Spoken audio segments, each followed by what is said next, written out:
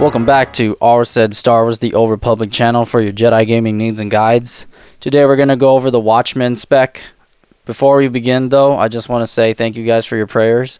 If you have any prayer requests, put them on the comment box below or message me directly. I usually like doing that stuff because I don't usually like to talk about Star Wars all the time. So here we go. Why Watchman spec over all of the talent trees that I choose over? Well, the thing is, with Watchman spec, it emphasizes on the burn effects. And I do like the Juyo form, which is the form that you get at, I don't remember what level, probably around 16. But it increases your damage. For melee attacks do increase your damage, and it stacks up to 5 times. You have a huge chance. I usually think it's actually 100% chance to actually stack up all the way to 5 times anyway. So let's begin. I put 2 points into, I believe, quick recovery. The reason why is because you want Cyclone Slash to be your focus. No, I'm sorry, not focus. Your centering generation.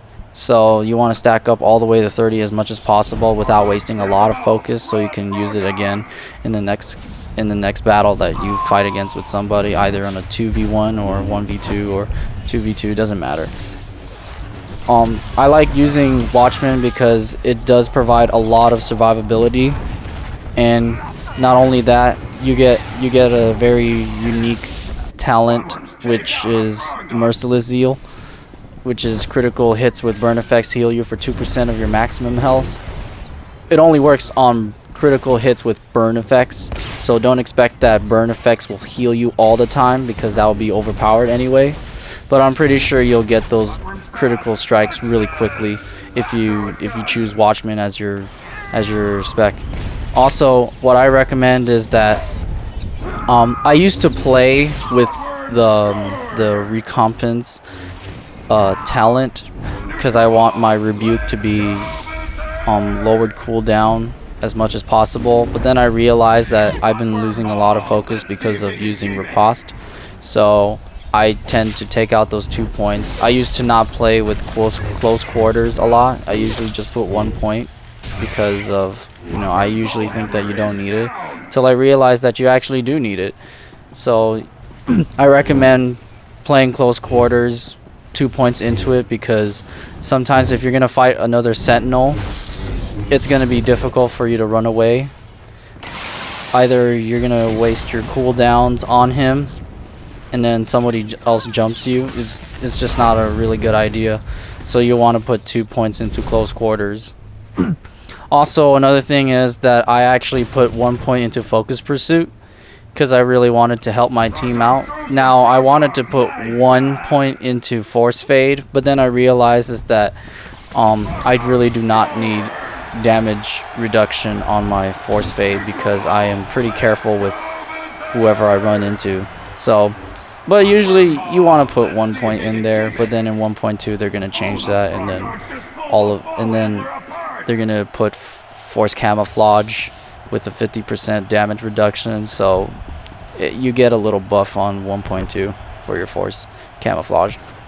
Also, you always want to put 2 points into Valor, because you want to increase centering rates really quickly, all the way to use Zen or either Transcendence, depending on the situation. I like using Transcendence. If you put a point in Transcendence, it does not only increase your own movement speed, but increases all the other teams' movement speed, depending if they're affected by Transcendence as well. I usually like putting 1 point into Transcendence is to get to the point really quickly, such as Hut Ball, my favorite war zone, or the Civil War, to get to East. Usually Azraith's role in Civil War is to intercept East before they actually capture it, and that's one of the things I liked playing with a Focus Pursuit point in there, because it does get you there faster, and it also stops them before they could stun you as well. So also, I usually put 2 points into defensive forms, because the only way that you want to build up your centering, you want to do it automatically as well too, It also does give you a bonus to your stance, whatever you're into. So that's actually worth putting 2 points into. And also you want to get 2 points into focus sleep as well. You know, generating 1 additional focus, that's always better than nothing. Also, dual wield mastery is actually important, so you can actually increase the damage of your skills as well. It does add up to your skills damage base. And also you want to put 2 points into Jedi Crusader because of, you know, extra generation of focus. And also if you do tend to get into one-on-ones, you want to pop out Rebuke a lot as well, and so you can generate more focus, and then you can actually pop a lot of Merciless Slash as well. Also, the stats that you want to be building onto is probably power and surge ratings, because your Merciless Slash is going to be dependent on your surge rating a lot. So, I mean, power is really good and critical rating is really good too, but I really prefer that you should try to get to surge. I'm not sure what's the changes are gonna happen in 1.2, so let's see what happens. Okay, so for the rotation that we're gonna do is that usually I like to do this. It depends. I usually, if someone's afar, of course you would want to force leap into them, and then you do zealous strikes. I don't even know why I said righteous zeal. That's in the combat spec talent.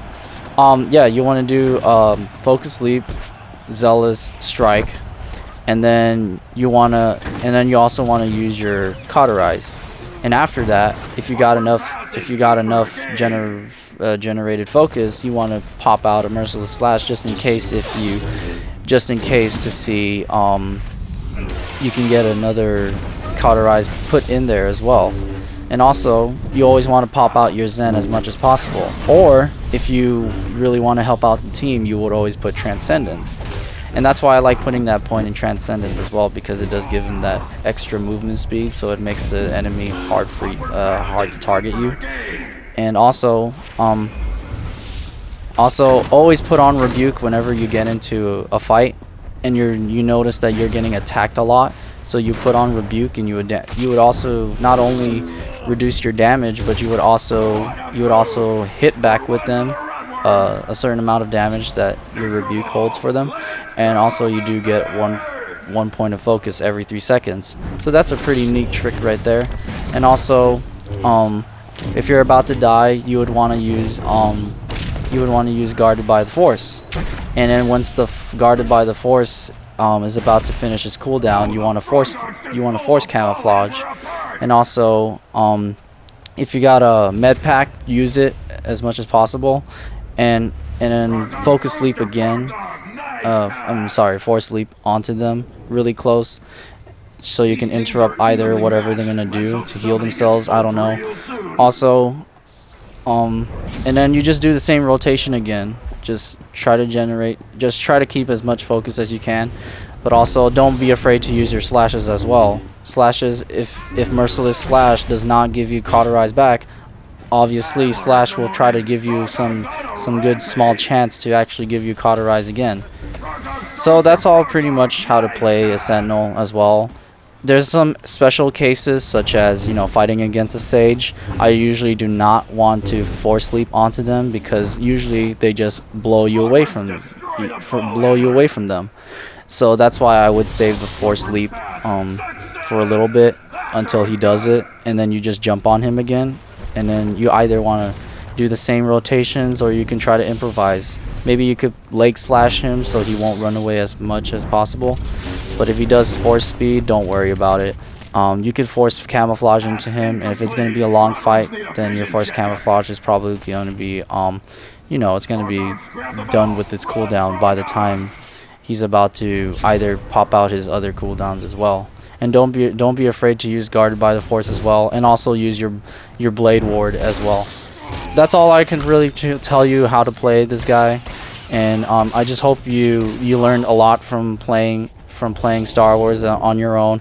But sometimes a guide would actually help out a lot as well. So I just want to thank you guys for watching this video, and I hope you learned a lot from this, just so you can win war zones on your own as well, and also be good to your team and your guild. if your guild is actually a PvP team, because I know mine is. That's all for today. I will see you next time, and God bless, people.